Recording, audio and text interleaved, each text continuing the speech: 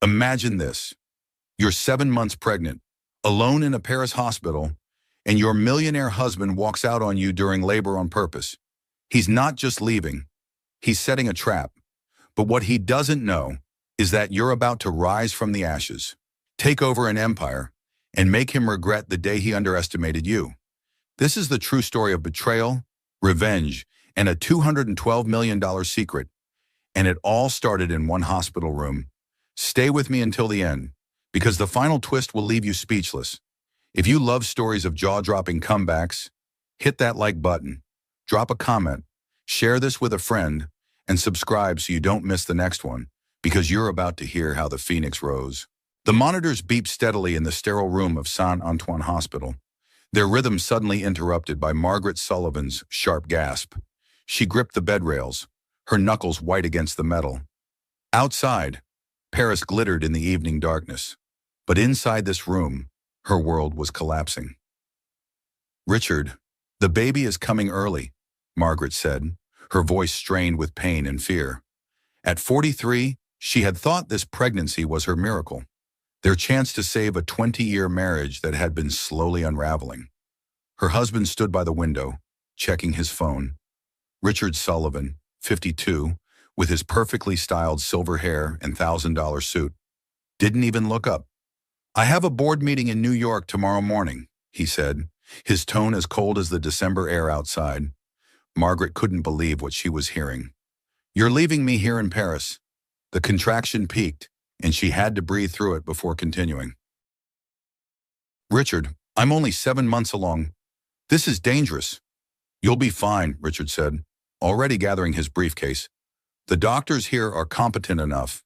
A nurse entered, her soft French accent filling the room. "Madam Sullivan, we must prepare for delivery. The baby, she is coming whether we are ready or not." Richard was already at the door. "I'll have Mark Stevens contact you about the paperwork." "What paperwork?" Margaret called after him. But another contraction stole her breath. "Just some financial matters," Richard said without turning around. "Nothing you need to worry about right now." The nurse, whose name tag read Sophie, moved to Margaret's side, checking monitors with practiced efficiency. "Your husband, he is leaving?" she asked gently. Margaret nodded, unable to speak as tears mixed with sweat on her face.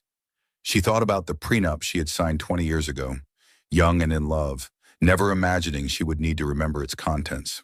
She thought about how Richard had insisted she come to Paris alone for her art exhibition, claiming he had too much work to accompany her. The exhibition that now seemed like a carefully orchestrated trap. "Madam, you must focus," Sophie said kindly.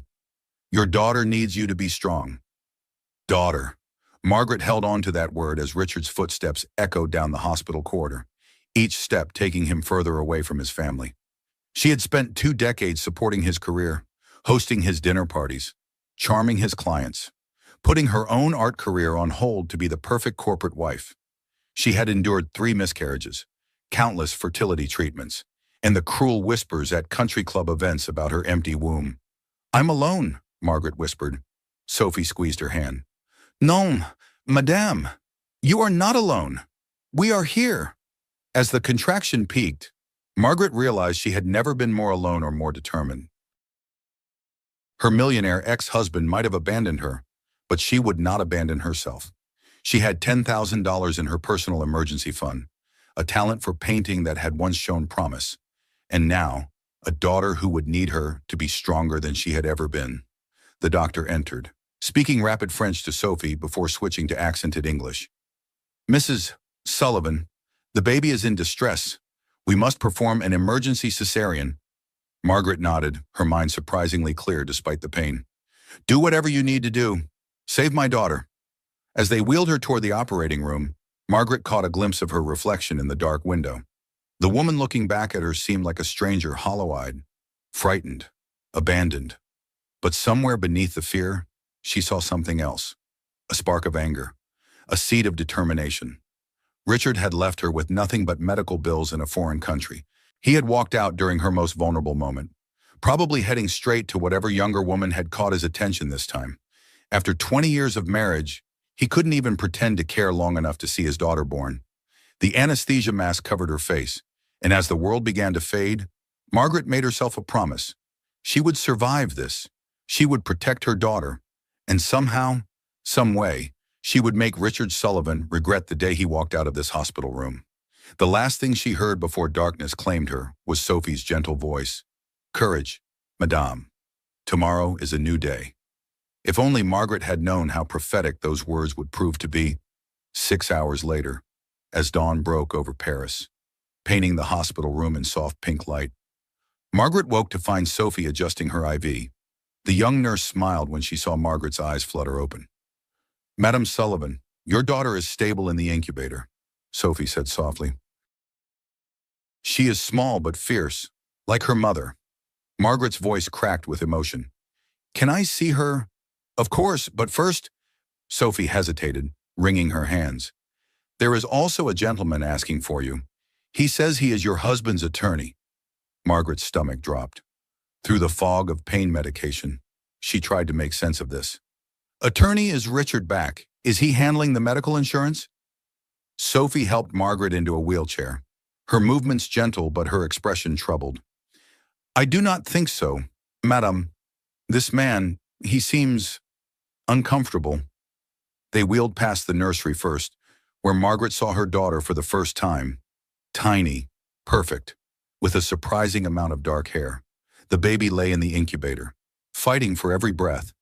Margaret pressed her hand against the glass, tears streaming down her face. What will you name her? Sophie asked. Emma, Margaret whispered. After my grandmother. She was the strongest woman I ever knew.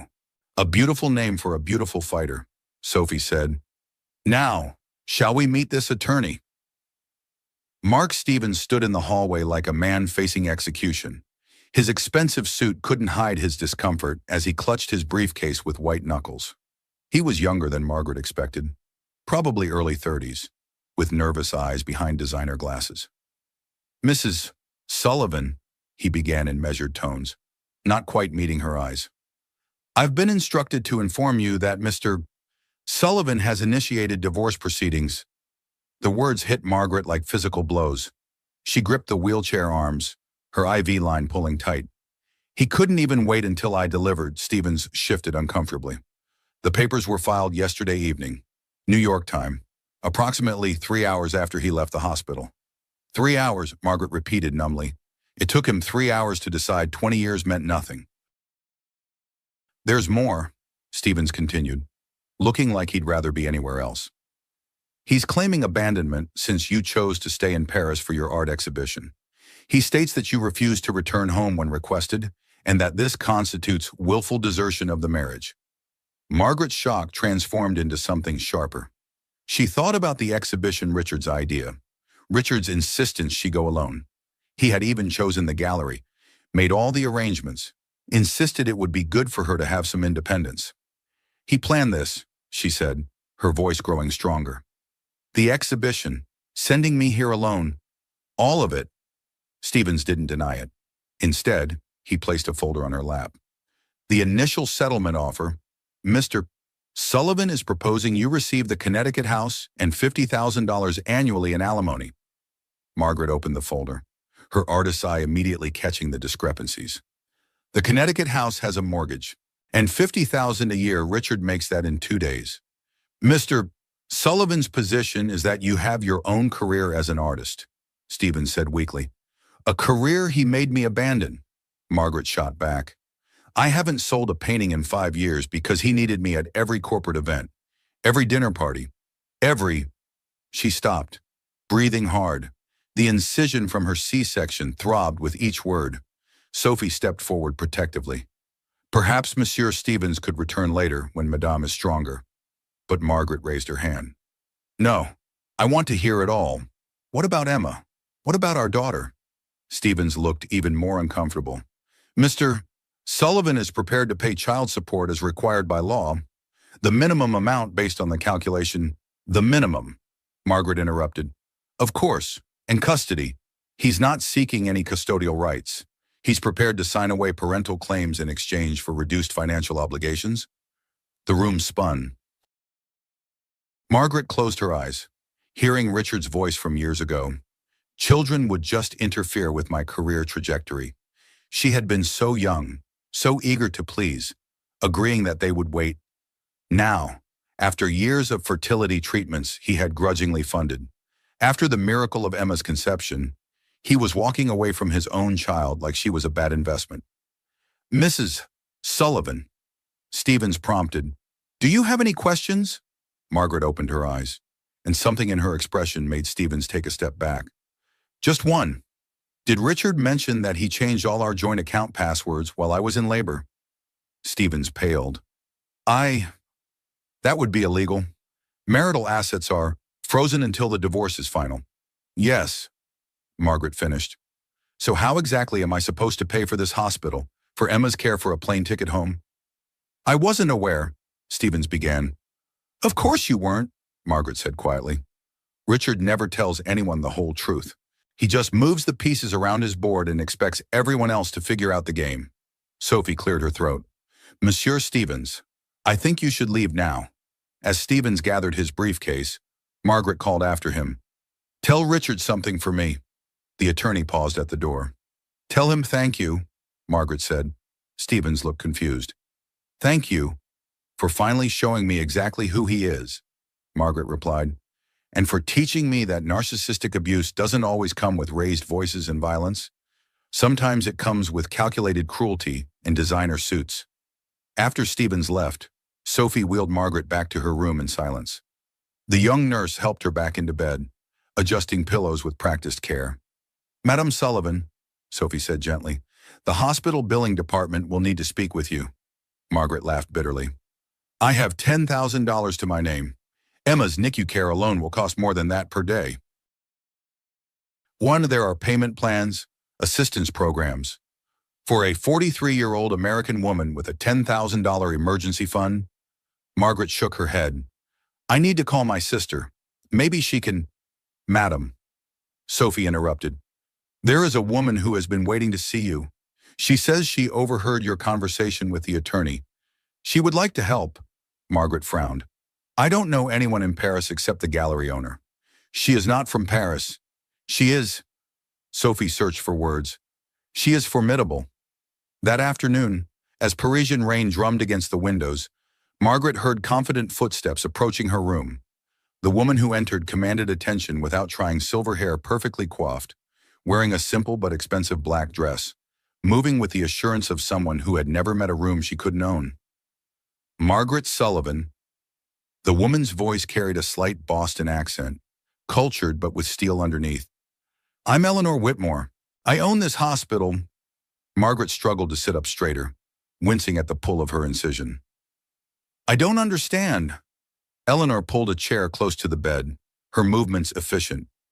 "I was in the hallway this morning, not intentionally eavesdropping, but that attorney of your husband's has a voice that carries. I heard everything he said."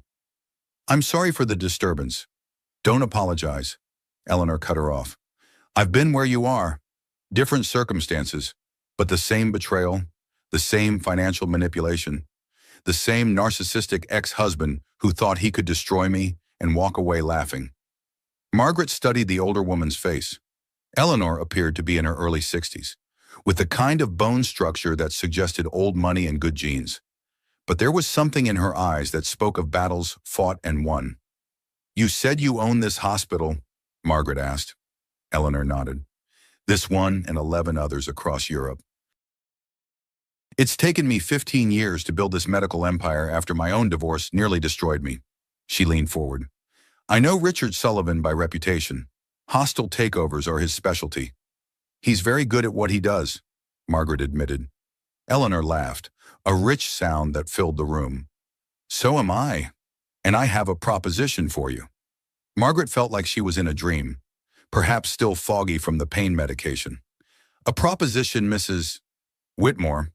I appreciate your concern, but I have nothing to offer anyone right now.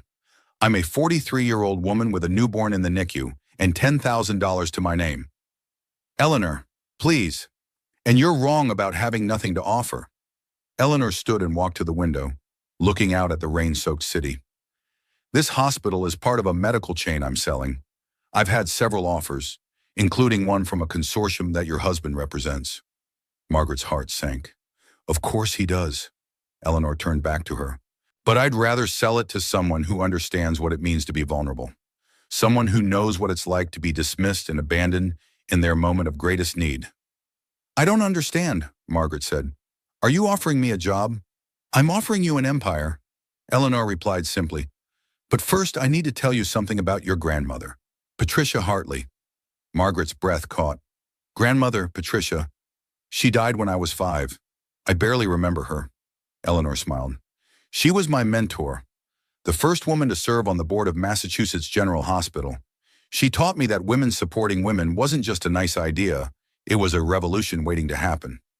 I remember my father saying she was difficult, Margaret said slowly, that she had too many opinions. She had exactly the right number of opinions, Eleanor corrected, including one about your father.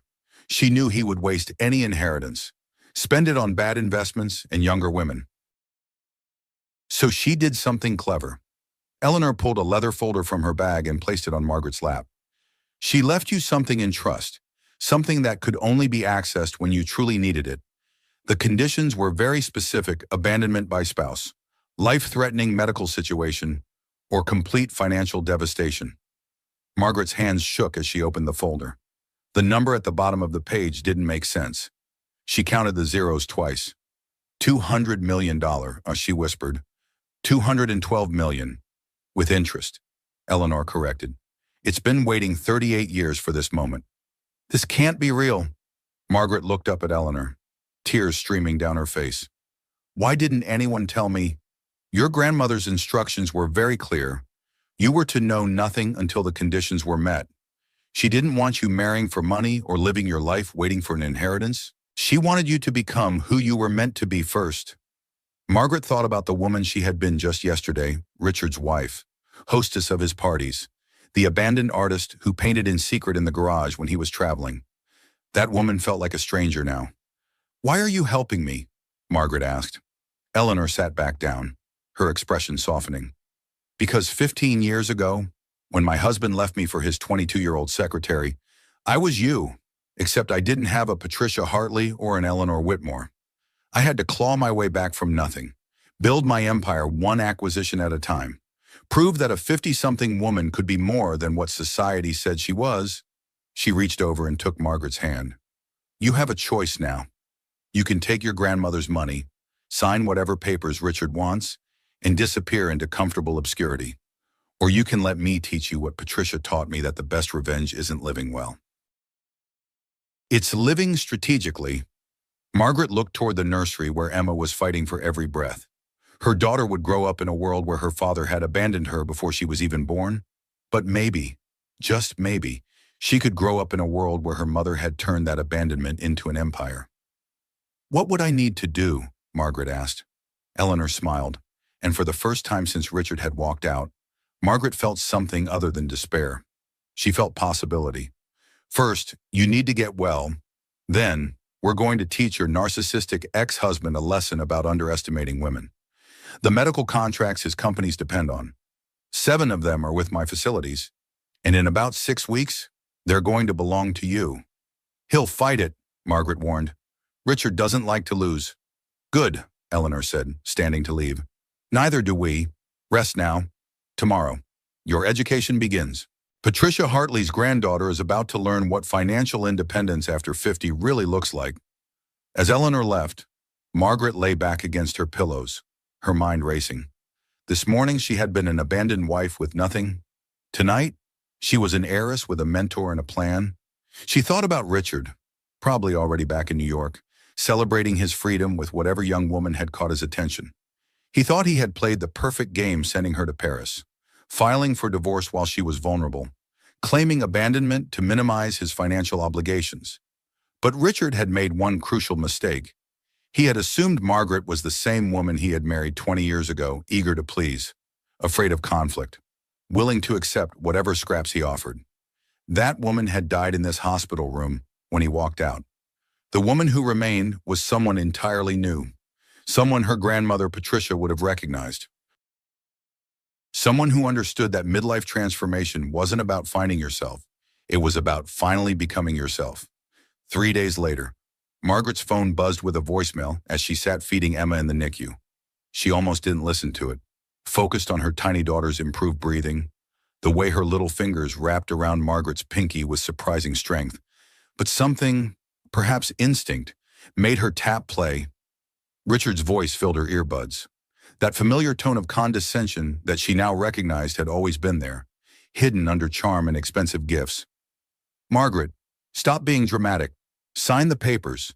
You'll get your standard settlement, the Connecticut house, and $50,000 a year. That's generous considering."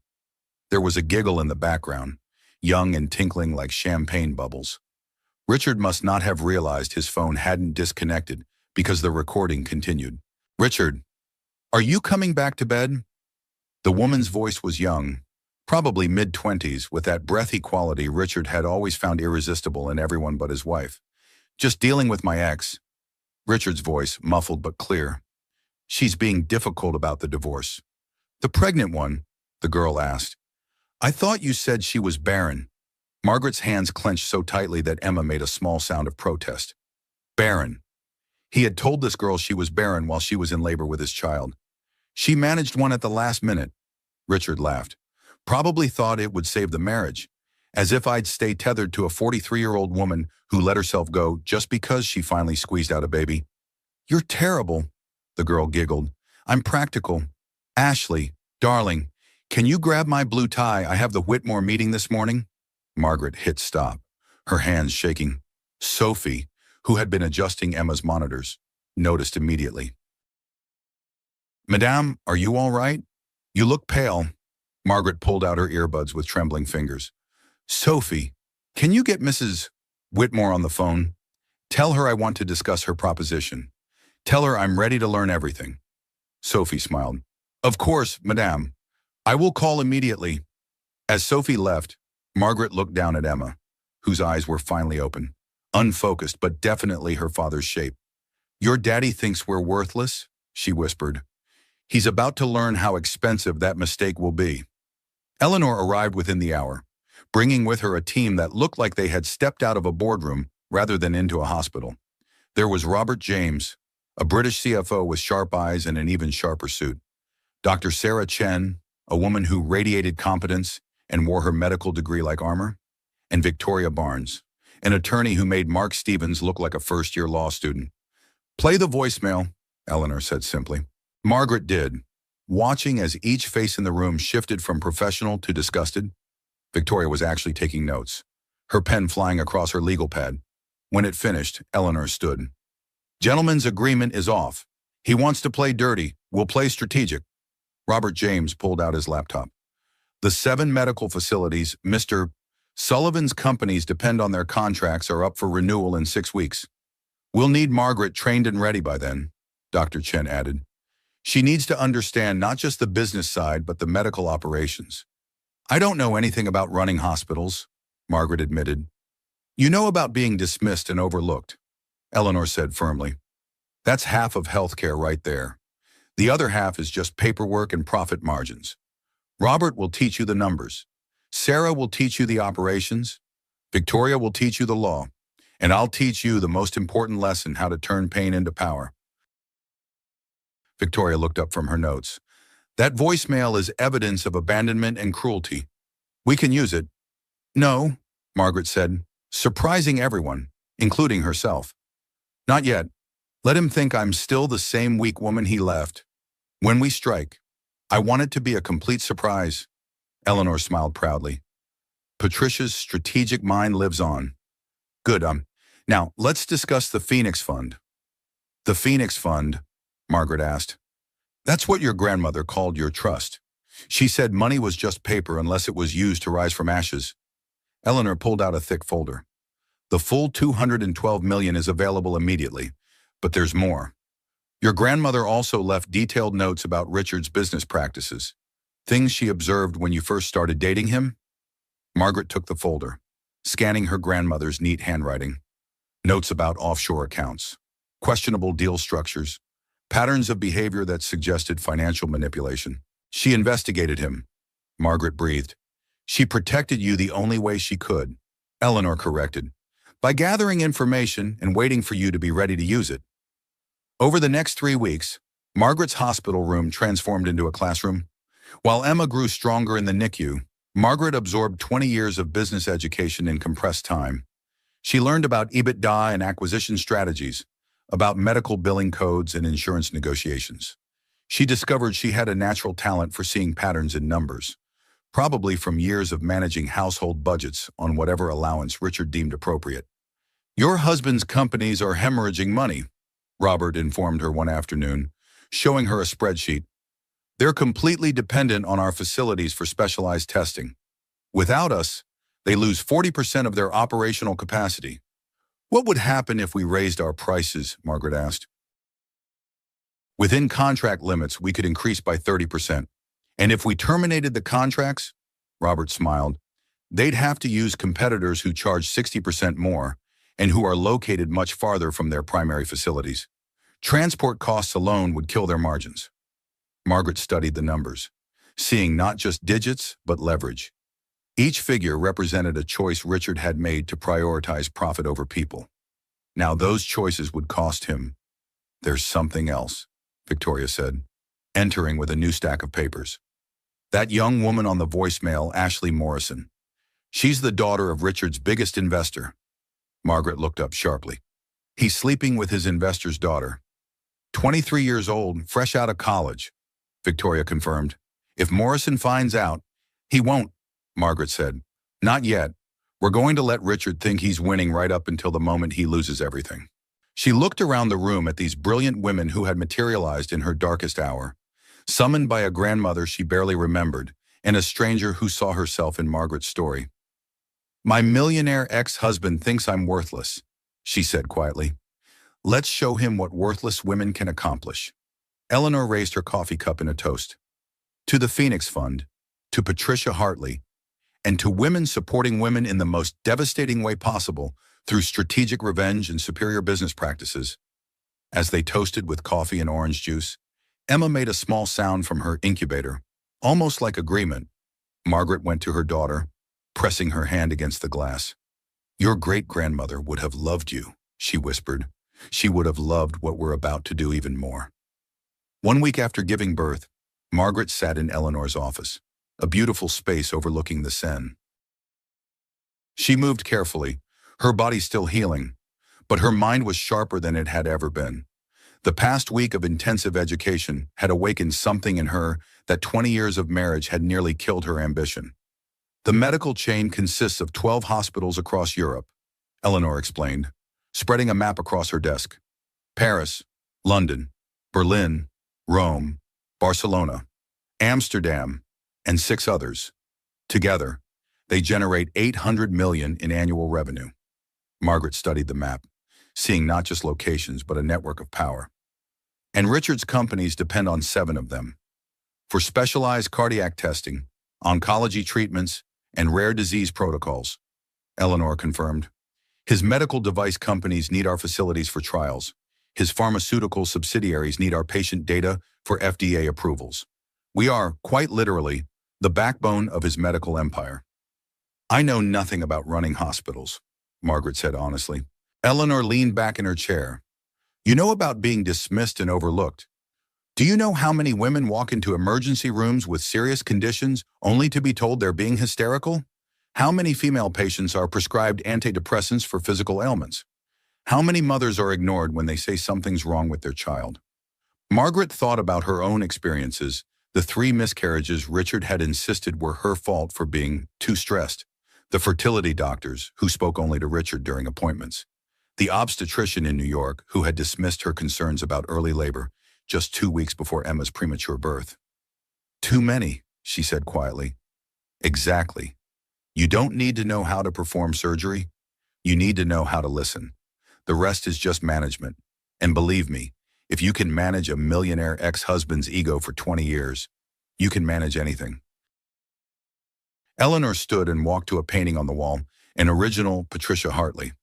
Margaret realized with a start, her grandmother had been an artist too, before she became a hospital board member. "There's something else," Eleanor said, pressing a hidden button. The painting swung open to reveal a safe. "Your grandmother left more than money. She left intelligence." She pulled out several thick folders, placing them carefully on the desk. Patricia served on multiple boards with Richard's mentors. She took notes on everything: business practices, personal scandals, financial vulnerabilities. She knew that information was the ultimate currency. Margaret opened the first folder, finding photographs, contracts, newspaper clippings. Her grandmother's neat handwriting covered the margins with observations and connections. "She knew what Richard was before I even married him," Margaret said, a mix of anger and awe in her voice. "She knew the type," Eleanor corrected. "Narcissistic, controlling, viewing wives as accessories and children as inconveniences. But she also knew you had to learn it for yourself. All she could do was prepare for the aftermath." The second folder contained financial records, offshore accounts, shell companies, a web of financial manipulation that would make any forensic accountant salivate. "Is this legal to have?" Margaret asked. Victoria, who had been quietly taking notes, spoke up. "Everything here was obtained through public records and legal observation. Your grandmother was very careful. She knew that someday someone would need these weapons. And now," Eleanor said, "we're going to teach you how to use them." Robert, the CFO, pulled out his laptop, turning it toward Margaret. "Your trust fund isn't just sitting in an account. Your grandmother invested it strategically. You own significant shares in 3 major medical supply companies, Richard's competitors." Margaret's eyes widened. "She bought shares in his competitors 20 years ago when they were startups," Robert confirmed. "They're now worth 50 times what she paid. You're already a major player in the medical industry. Margaret, you just didn't know it." Dr. Chen cleared her throat. "There's more. The research your grandmother funded, it led to 3 breakthrough treatments for pregnancy-related complications. Patents that generate $30 million annually in licensing fees. Patents that Richard's pharmaceutical company desperately wants to acquire." Margaret felt like she was drowning in information, but it was a different kind of drowning than the despair of a week ago. This was possibility threatening to overwhelm her. "Why didn't she use any of this when she was alive?" Margaret asked. Eleanor's expression softened. "Because she was saving it for someone who would use it right. She could have destroyed your father, could have revealed Richard's true nature before your wedding. But she believed in letting people make their own choices and learn their own lessons. She just made sure the tools for recovery would be waiting." Margaret stood carefully and walked to the window. Below, Paris bustled with life. Somewhere in New York, Richard was probably in a board meeting, confident that his discarded wife would quietly accept whatever crumbs he offered. He had no idea that his 43-year-old abandoned wife was about to become his worst nightmare. "How long do I have to learn everything?" she asked. 5 weeks until the contract renewals," Eleanor said. 5 weeks to transform from Richard Sullivan's discarded wife into the CEO of MedLife International. MedLife International. The new name for the hospital chain. Your first executive decision? Margaret turned back to the room full of brilliant women who had become her board of directors, her advisors, her army. "Then we'd better get started," as she said. "I have a lot to learn and a millionaire ex-husband to destroy. Sorry to professionally outmaneuver." Eleanor laughed. "Oh, my dear, never apologize for ambition. Your grandmother would tell you that the best revenge is massive success. But she'd also tell you that sometimes, just sometimes, regular revenge paired with massive success is even better." Over the next 5 weeks, Margaret absorbed information like a sponge. She learned the difference between HMO and PPO contracts, understood diagnosis codes and reimbursement rates. She discovered she had a gift for seeing inefficiencies in systems, probably from years of managing a household on Richard's deliberately restricted budget. She also learned about herself. Without Richard's constant criticism, she stood taller. Without his controlling presence, she made decisions quickly and confidently. Without his narcissistic abuse disguised as concern, she remembered who she had been before she became Mrs. Richard Sullivan. "You're a natural," Robert told her one evening as they reviewed acquisition paperwork. "Your instincts are excellent." "It's not instinct," Margaret corrected. "It's 20 years of watching Richard make these same moves. I was his unpaid intern for 2 decades. I just didn't realize I was taking notes." Emma grew stronger each day, finally able to breathe without assistance. Margaret would hold her daughter while reviewing contracts, whispering her plans for their future. Your daddy thinks we're worthless, she would say, but your great-grandmother knew better. She knew that women like us don't break. We rebuild, and then we buy the building. 3 weeks into her education, Margaret made her first major decision without consulting anyone. She hired 20 new female doctors for the chain's emergency departments, specifically recruiting those who had published papers on gender bias in medical treatment. Expensive, Robert noted, but he was smiling. Necessary, Margaret countered. Every woman who walks into our hospitals will be heard, believed, and treated with dignity. That's not just good medicine. It's good business. Eleanor watched from the doorway, some pride evident on her face. Patricia would be so proud. You're not just learning the business. You're revolutionizing it. As the 5th week began, Margaret stood in what would soon be her office, looking out at the London skyline. Tomorrow, she would sign the papers making her the owner of MedLife International. In 1 week, Richard's contracts would come up for renewal. He still hadn't tried to contact her except through lawyers. His latest offer had increased to $75,000 a year, which his attorney called generous given the circumstances. Margaret had laughed when Victoria showed her the letter. $75,000 a year.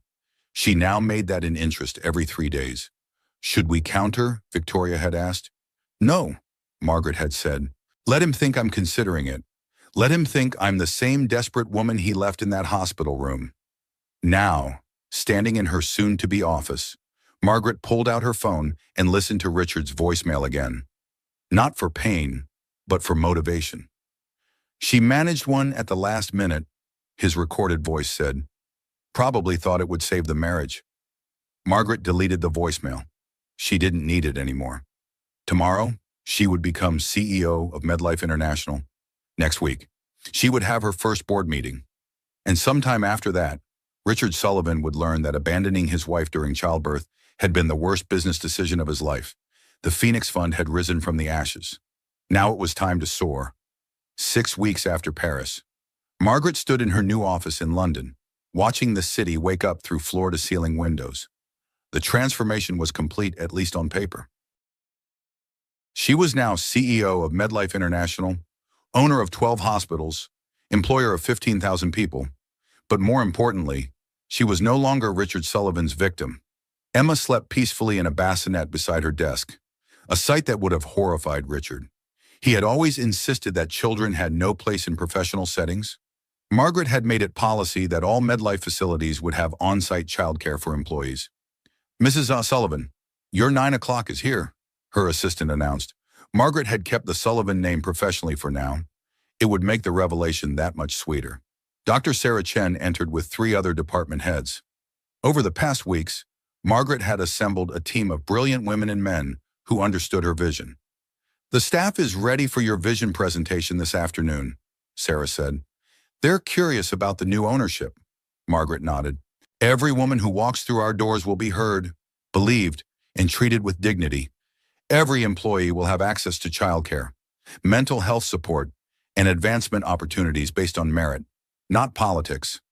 Robert James entered without knocking a privilege Margaret had granted her CFO. His expression was serious. We have a situation, he said. Richard's companies have submitted their contract renewal proposals. They're demanding a 15% discount based on volume. Margaret actually laughed. They want a discount after what their CEO did to the new owner. They don't know you're the owner, Robert reminded her. The acquisition was done through shell companies. As far as they know, Eleanor sold to an anonymous investment group. Perfect, Margaret said. Counter with a 30% increase. Robert's eyes widened. That's aggressive. That's business, Margaret corrected. They can pay it or find other facilities. Oh, and add a clause about family leave. Any company contracting with us must provide 6 months paid parental leave. Sarah whistled low. That'll cause waves. Good, or it's time someone made waves in this industry. As her team dispersed to implement her decisions, Margaret turned back to the window. Somewhere in New York, Richard was probably reviewing the contract proposals, irritated by the increase but not yet alarmed.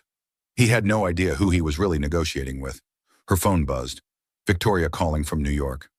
Margaret, I've been monitoring the situation. Richard's having financial troubles. His investors are getting nervous about the contract renewals. How nervous? Morrison Ashley's father is threatening to pull funding if the medical contracts aren't secured. He doesn't know about Richard and his daughter yet. Margaret felt a flutter of anticipation. Keep monitoring. Don't interfere. Let Richard hang himself with his own rope. That afternoon, Margaret addressed 500 MedLife employees via video conference. She kept her face in shadow, her voice digitally altered slightly enough to maintain anonymity, but not enough to sound artificial. Healthcare is about trust, she said. Patients trust us with their lives, their fears, their most vulnerable moments. For too long, that trust has been betrayed by a system that prioritizes profit over people. That changes now.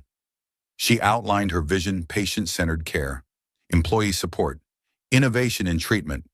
She announced the new policies: no woman's pain would be dismissed as anxiety, no mother's concerns would be ignored, no patient would be abandoned. Some of you may wonder why this matters to me, she continued. 6 weeks ago, I was a patient in one of our hospitals.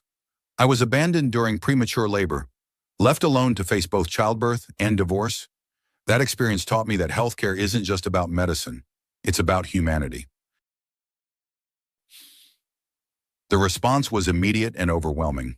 Emails flooded in from employees sharing their own stories, thanking her for understanding, pledging their commitment to the new vision. Eleanor called that evening. You've inspired them. The entire chain is buzzing with excitement. It's just the beginning, Margaret said, feeding Emma her bottle. Next week, when Richard realizes who owns these hospitals, the real work begins. Are you ready for that confrontation? Margaret thought about the woman she had been 6 weeks ago, scared, alone, dependent. That woman was gone, replaced by someone Richard wouldn't recognize. I've been ready for 20 years, and she said, I just didn't know it. 3 days later, Robert burst into her office with his laptop. You need to see this. He pulled up a business news site. The headline read, Sullivan Industries hemorrhaging value as medical contracts stall. Already, Margaret asked. It gets better. Listen to this quote from Richard. Robert read from the screen. These delays are minor negotiations with a new, obviously inexperienced ownership group. We expect resolution within days. Inexperienced, Margaret repeated and smiling. Perfect. Let him keep thinking that. Her phone rang. Eleanor. My dear, I just received a very interesting call. Richard Sullivan himself wants to meet with the new owner of MedLife. He's flying to London tomorrow.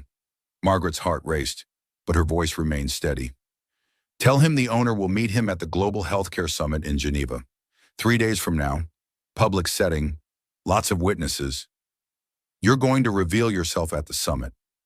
I'm going to do more than that, Margaret said. I'm going to give a keynote about our new direction. And Richard's going to be in the audience when he realizes his ex-wife owns his lifeline. She looked at Emma, who was grasping at a toy with determined concentration. Your daddy's about to learn that underestimating women is bad for business. The next 3 days passed in a blur of preparation. Margaret worked with a speech coach to eliminate 20 years of apologetic uptalk that Richard had trained into her. She had her hair styled, bought a wardrobe that projected power rather than ornament. She practiced walking into rooms like she owned them, because now she did. The morning of the summit, she stood in her Geneva hotel room, looking at herself in the mirror. The woman looking back was unrecognizable from the abandoned wife in the Paris hospital. This woman stood tall, dressed in a perfectly tailored suit, eyes clear and confident. You are Patricia Hartley's granddaughter, she told her reflection. You are Eleanor Whitmore's protege. You are Emma's mother. And you are about to destroy the man who thought you were worthless. Sophie, who Margaret had flown in to help with Emma, appeared in the doorway. Madame, you look formidable. Thank you, Sophie. Is Emma settled? Sleeping peacefully. She will be perfect when you bring her on stage. Margaret's eyes widened. I'm not bringing her on stage. Sophie smiled mysteriously. Eleanor suggested otherwise. She said to trust the drama of the moment. An hour later, Margaret stood backstage at the Geneva Convention Center, listening to the conference organizer introduce her. In the audience, she could see Richard in the third row, checking his phone, completely unaware of what was about to happen. Ladies and gentlemen, please welcome the new CEO of MedLife International, Margaret Sullivan. She walked onto the stage, each step measured and confident. The auditorium was dim enough that Richard didn't look up immediately. But when she spoke, when her voice rang out clear and strong, his head snapped up so fast she could hear it from the stage. 6 months ago, she began, I gave birth alone in a Paris hospital while my husband of 20 years filed for divorce. The audience murmured. Richard's face had gone white. Today, she continued, I own that hospital and 11 others. The murmur became a roar. Margaret stood at the podium, letting the noise wash over her. She caught Richard's eye and held it, watching 20 years of condescension crumble into shock. His mouth opened and closed like a fish gasping for air. And for once, Richard Sullivan had no words. 6 months ago, she continued, her voice carrying over the gradually quieting audience, I learned that 43-year-old women are disposable, that 20-year marriages mean nothing, that narcissistic abuse can wear a designer suit and speak in boardroom language. She clicked to her first slide a photo of Saint-Antoine Hospital in Paris. This is where I was abandoned during premature labor. This is also the first hospital in what is now the MedLife International chain. Today, it has a new wing dedicated to high-risk pregnancies, staffed entirely by doctors who specialize in cases dismissed by other facilities. The audience was riveted. Richard looked like he might bolt, but his ego kept him seated. He couldn't leave without making a scene, and Richard Sullivan never made scenes, he created them for others.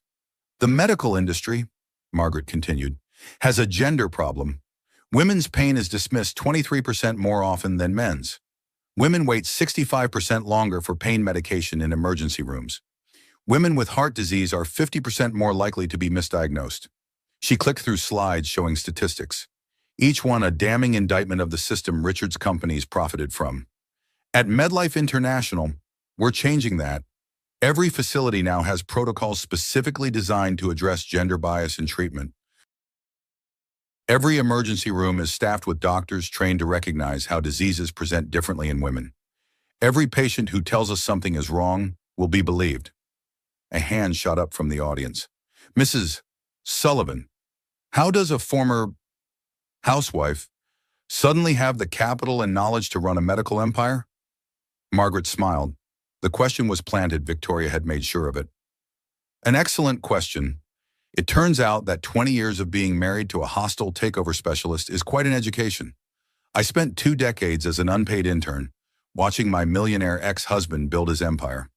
I learned about leveraged buyouts at dinner parties. I absorbed negotiation tactics during phone calls he thought I wasn't smart enough to understand. She paused, letting the words sink in. As for capital, I had help. My grandmother, Patricia Hartley, left me not just an inheritance, but a legacy. And Eleanor Whitmore, the brilliant woman who built this medical chain, chose to sell it to someone who understood that healthcare is about more than profit margins. This is ridiculous, Richard's voice cut through the room. He was standing now, his face red with rage. You know nothing about running hospitals. Margaret had hoped he would crack. She turned to face him directly, microphone in hand. Richard, so glad you could make it. Ladies and gentlemen, Richard Sullivan, CEO of Sullivan Industries. Also the man who abandoned his wife during premature labor to commit adultery with a 23-year-old. Gasps rippled through the audience. Phones appeared, recording everything. How dare you? Richard started.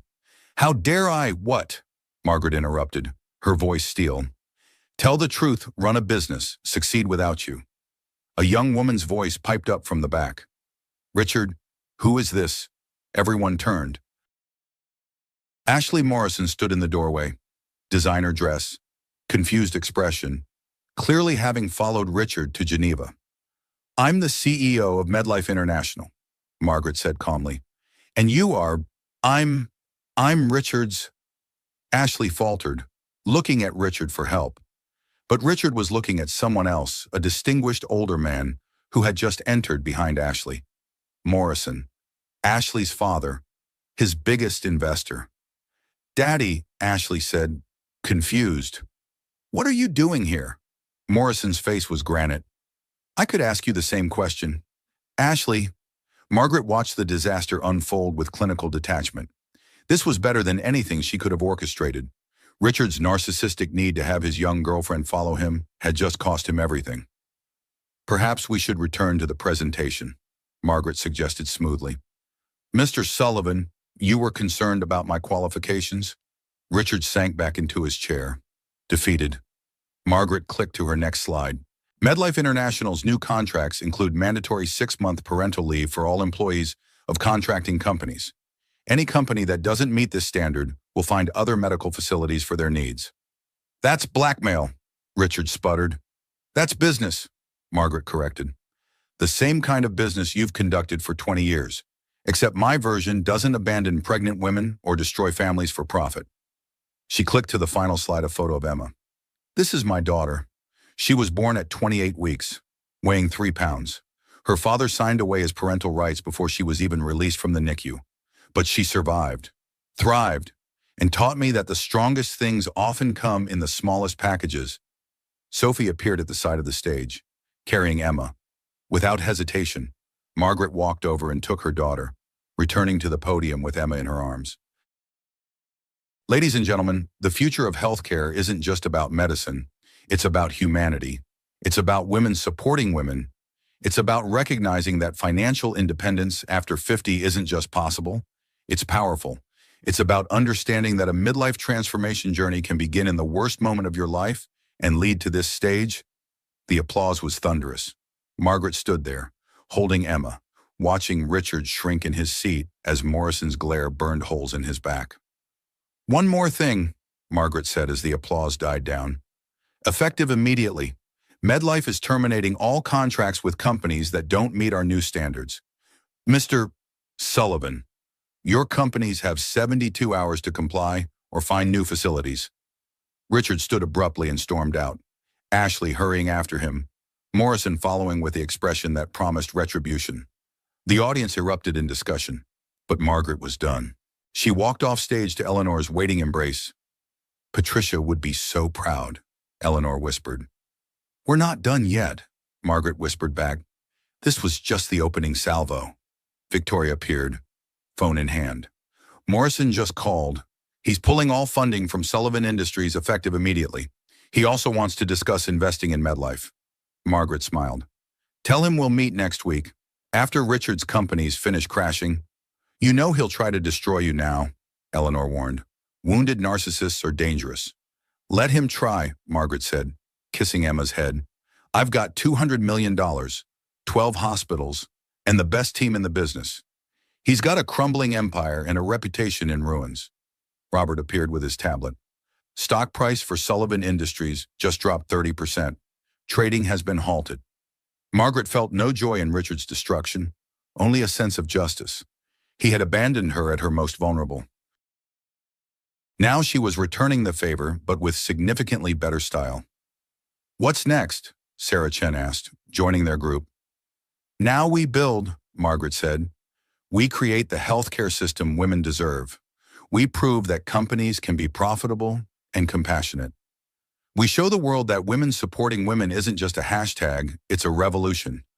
She looked down at Emma, who was gazing up at her with those eyes so like her father's, but holding none of his cruelty. And we ensure that no woman is ever abandoned in a hospital room again. 1 year after Paris, Margaret sat in a New York courtroom, the same courthouse where Richard had once triumphantly concluded hostile takeovers. Now, he sat across from her, diminished, his empire in ruins, fighting over scraps in their divorce proceedings. Judge Martha Coleman presiding, a woman known for her no-nonsense approach and particular intolerance for men who abandon pregnant wives. Victoria had been strategic in ensuring they drew her for the case. We're here for the Sullivan divorce proceedings, Judge Coleman announced, reviewing the papers. Mr. Sullivan, I see you're contesting the original settlement you proposed. Richard's new attorney, he'd gone through 3 since Morrison pulled funding, stood nervously. Your Honor, my client's circumstances have changed dramatically. Mrs. Sullivan's inheritance and business acquisitions should be considered marital assets. Margaret watched Richard's face, seeing the desperation he was trying to hide. Sullivan Industries had declared bankruptcy 3 months ago. His assets were frozen. The apartment he'd shared with Ashley was in foreclosure. Ashley herself had disappeared back to Switzerland after her father cut her off. Victoria stood, immaculate as always. Your Honor, we have several points to address.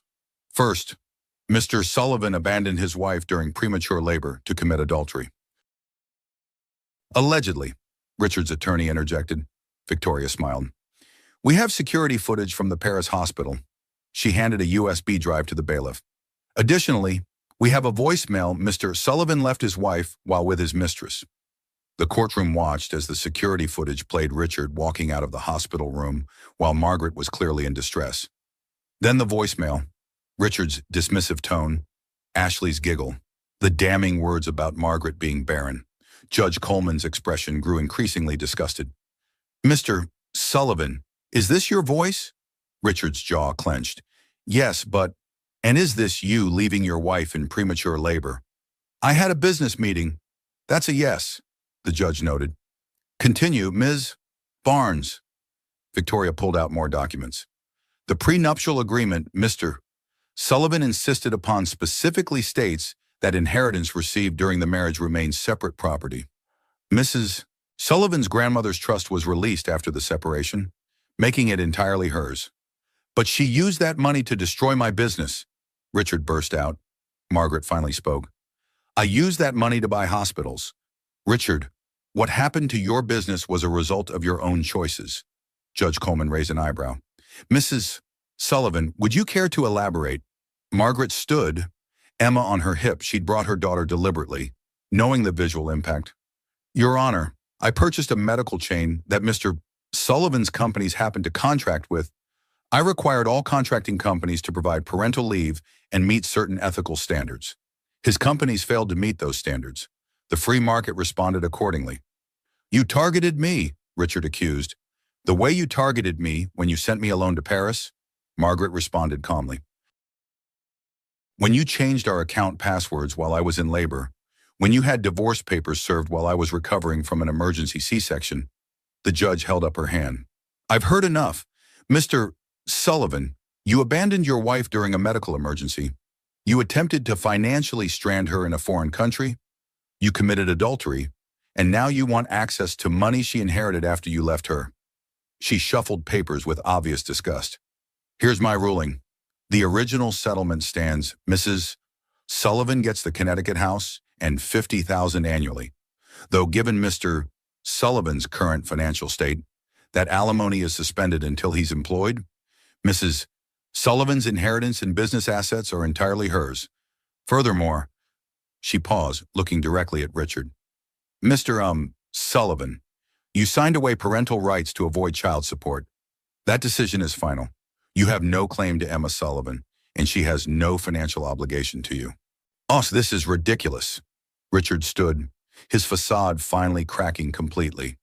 I made her who she is. Margaret stood too, matching his energy but with calm control. No, Richard, you made me who I was. I made me who I am. You were nothing, he shouted. A failed artist playing housewife. Everything you have is because of what you learned from me. The courtroom was silent. Even his attorney looked embarrassed. Margaret smiled, a genuine smile. You're right. I did learn from you. I learned how to recognize a hostile takeover. I learned how to exploit weakness. I learned how to read contracts and find loopholes. 20 years of watching you destroy companies taught me exactly how to destroy yours. She adjusted Emma on her hip, her daughter playing with her pearl necklace, Patricia Hartley's pearls. But here's what you never learned. Richard, business isn't just about winning. It's about building something that matters. You spent 20 years destroying. I've spent 1 year creating. You abandoned your family for a stock price. I built an empire on the principle that no family should be abandoned. Judge Coleman gavelled. We're done here. Divorce granted. Mrs. Sullivan, you're free to resume your maiden name if you choose. I'll keep Sullivan, Margaret said, looking at Richard. I've earned it. As they left the courthouse, Richard caught up to them on the steps. Margaret, wait. She turned, Victoria moving protectively closer. Richard looked broken. Finally, completely. I need your help. No one else will see me. My reputation is ruined. I have nothing. Margaret studied the man she'd once loved, then feared, then fought. Now she felt something unexpected pity. You have a daughter who deserves to know her father, even a flawed one. she said quietly. I signed away legal rights. Yes, but Emma will grow up knowing her father abandoned her. Unless you want to change that story. Richard's eyes filled with tears, genuine tears. Maybe the first she'd ever seen from him. None of us deserve grace. Richard, that's what makes it grace. Margaret shifted Emma to her other hip. I'm not offering you a job or money or restoration. But if you want to know your daughter, if you're willing to do the work to become someone worthy of her, we can discuss supervised visits. Richard nodded, unable to speak. Call Victoria when you're ready. And Richard, Margaret waited until he met her eyes. Therapy, real therapy, not the performance you did during our marriage counseling. Deal with your narcissistic behaviors. Learn to actually care about someone besides yourself. Emma deserves a father, but only if he's healthy enough not to hurt her. As their car pulled away, Victoria shook her head. That was more generous than he deserved. It wasn't for him, Margaret said, kissing Emma's head. It's for her. Every child deserves the chance to know both parents, even if one of them has to earn that privilege. She looked back at the courthouse where Richard still stood, looking lost. Besides, she added, the best revenge isn't destroying someone completely. It's succeeding so thoroughly that you can afford to be gracious. My grandmother taught me that, in her own way. Her phone buzzed. Eleanor calling. Turn on the news, Eleanor said without preamble. Margaret had the driver turn on the radio. MedLife International announced today that it's expanding to the United States with the acquisition of 3 major hospital chains. CEO Margaret Sullivan, who took over the European chain just 1 year ago, has transformed it into the fastest-growing healthcare company in the world. The acquisition makes MedLife the 3rd largest medical provider globally. Margaret smiled. Did you know about this? I may have facilitated some introductions, Eleanor said coyly. Your grandmother had contacts everywhere.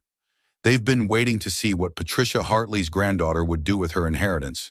And they're impressed. The offer came from them, not us. They want to be part of what you're building. Margaret looked at Emma, who had fallen asleep in her arms. 1 year ago, she'd been abandoned, alone, afraid. Now she was building a healthcare revolution. You know what this means? Eleanor continued. You'll be running hospitals in the same cities where Richard once did business, where he once had power.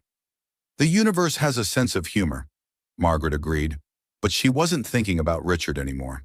She was thinking about the thousands of women who would walk into MedLife hospitals, women in labor, women in pain, women afraid and alone, and find not abandonment but support, not dismissal but validation. She was thinking about her grandmother, who had somehow seen this future and planned for it. About Eleanor, who had recognized a phoenix ready to rise. About Sophie, Sarah, Robert, Victoria, the team that had believed in her before she believed in herself.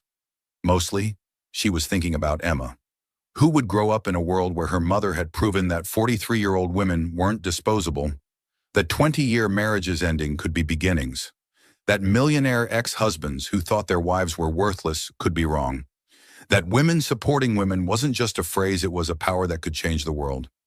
2 years after that night in Paris, Margaret stood in the same hospital room where her life had shattered and reformed. The space had been renovated, part of MedLife's new birthing center, but she could still map every memory onto these walls. The corner where Richard had stood checking his phone, the spot where she'd gripped the bed rails, the door he'd walked through, never looking back. Emma toddled beside her, nearly 2 now, dark curls bouncing as she explored the room with fearless curiosity. "Mama up!" Emma demanded, raising her arms. Margaret lifted her daughter, settling her on her hip with practiced ease. Through the window, Paris spread before them, afternoon sun turning the sand to gold. "This is where you were born, sweetheart," Margaret said softly. "Where everything changed." "Madame Sullivan." Sophie's voice rang out from the doorway. The young nurse who had held Margaret's hand through labor was now head of maternity services, recruited personally by Margaret to transform the birthing experience at Saint-Antoine. "Sophie," Margaret embraced her warmly. "How is our new patient?" "Scared," Sophie said quietly. "Her husband just left. Said he couldn't handle the stress of a premature birth." Margaret's jaw tightened. Some things never changed, but now she could do something about it. What's her name, or Claire Dubois? 28 weeks pregnant. Early labor. Husband filed for divorce yesterday. Margaret handed Emma to Sophie. Watch her for a moment. She walked down the hall to room 247, knocking gently before entering. The woman in the bed looked up with red-rimmed eyes. So young, so frightened, so familiar. Mrs. Dubois, I'm Margaret Sullivan. I own this hospital. Claire's eyes widened. The CEO, why are you? Because 2 years ago, I was you. Margaret pulled a chair close to the bed. 28 weeks pregnant, early labor, husband walking out. Only I didn't have what you're going to have. What's that? Claire whispered. Support, resources, options. Margaret took the young woman's hand. Your medical care is covered completely. We have a fund for situations exactly like this. You'll have a private room, the best doctors, and when you're ready, our legal team will ensure you get everything you're entitled to in the divorce. Claire started crying. Why would you do this? Because women supporting women isn't just a corporate slogan here. It's what we do. Margaret squeezed her hand. You're not alone. You'll never be alone here. She stayed with Claire until the young woman was calm, then returned to find Eleanor in her office. Emma playing with blocks on the floor while Sophie and Eleanor discussed staffing reports. How many is that now? Eleanor asked. 15 women this month across all facilities, Margaret replied. 15 women abandoned during pregnancy or childbirth, and all 15 receiving full support from the Patricia Hartley Foundation. Margaret nodded. The foundation, funded by her inheritance returns, provided everything from medical care to legal services to housing assistance for women abandoned during their most vulnerable moments. Eleanor's phone buzzed. She glanced at it and smiled. Speaking of your grandmother's legacy, you'll want to see this. She handed Margaret the phone. A news alert. Richard Sullivan, named director of Morrison Foundation's New Men's Mental Health Initiative. Margaret read further. Richard had spent the past year in intensive therapy, publicly discussing his journey to address narcissistic personality disorder. Morrison, of all people, had funded his transformation, saying that men who destroyed their families needed treatment, not just punishment. He's doing the work, Eleanor observed. Finally, Margaret agreed. She'd allowed supervised visits with Emma 6 months ago. Richard was awkward, uncertain, but trying. Emma called him Richard instead of Daddy, which seemed appropriate. Victoria entered without knocking another person who'd earned that privilege. We have a situation. Wall Street Journal wants to do a profile. From abandoned wife to medical mogul, the Margaret Sullivan story. Margaret considered. She'd avoided most media, preferring to let the work speak for itself. But tell them yes, but I want to bring someone with me. Who won? Claire Dubois?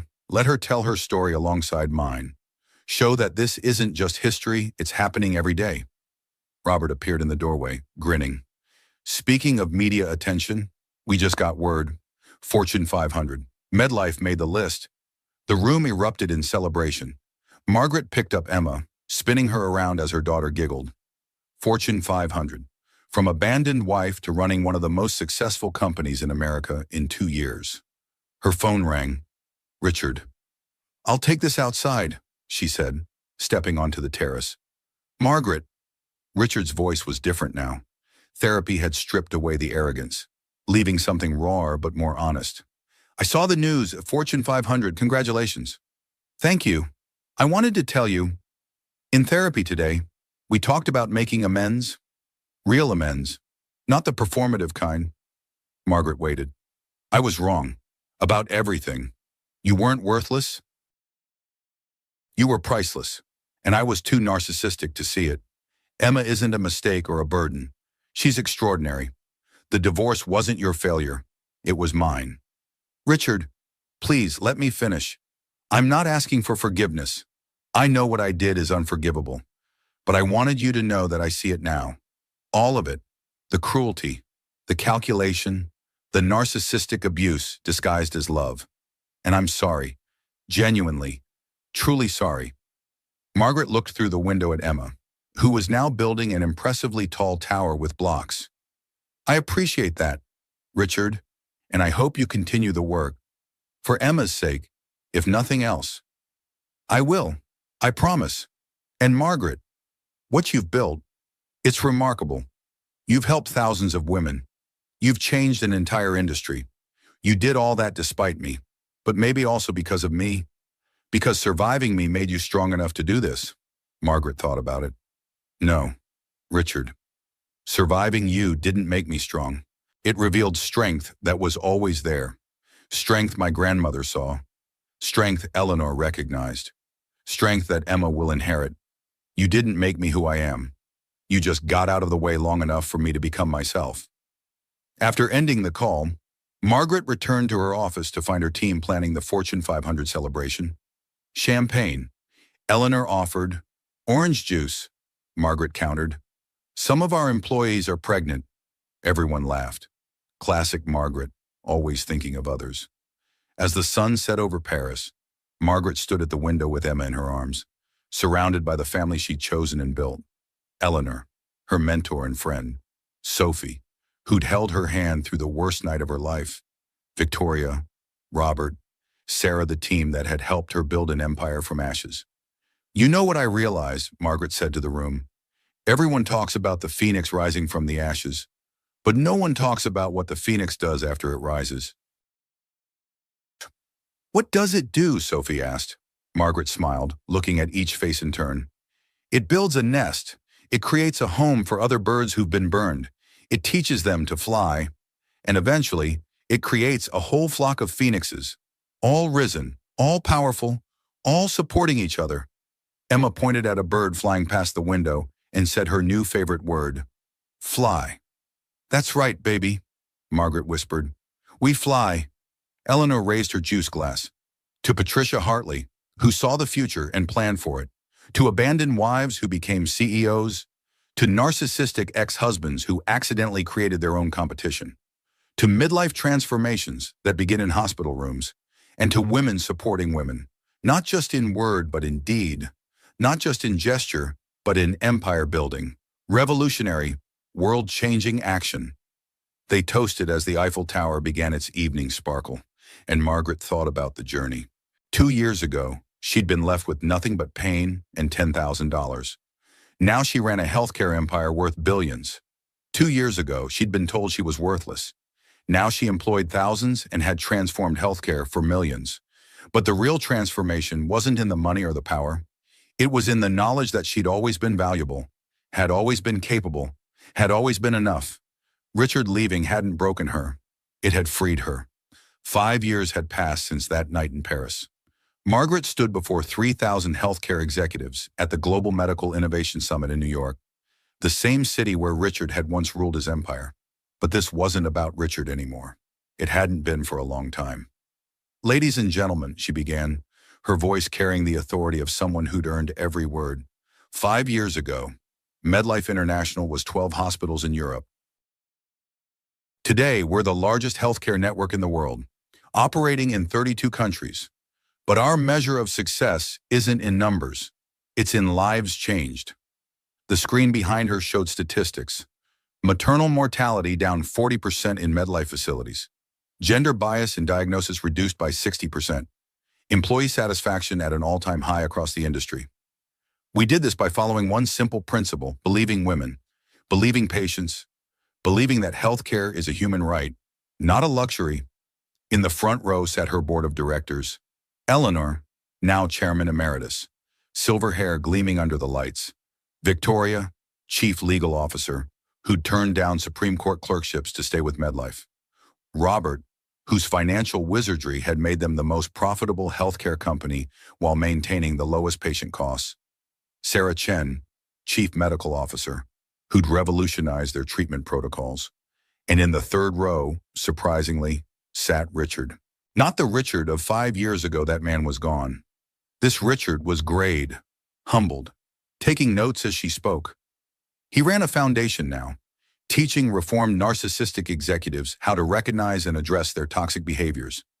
He saw Emma every other weekend, had learned to braid her hair, attended her ballet recitals, and never once complained about the glitter that inevitably covered his designer suits afterward.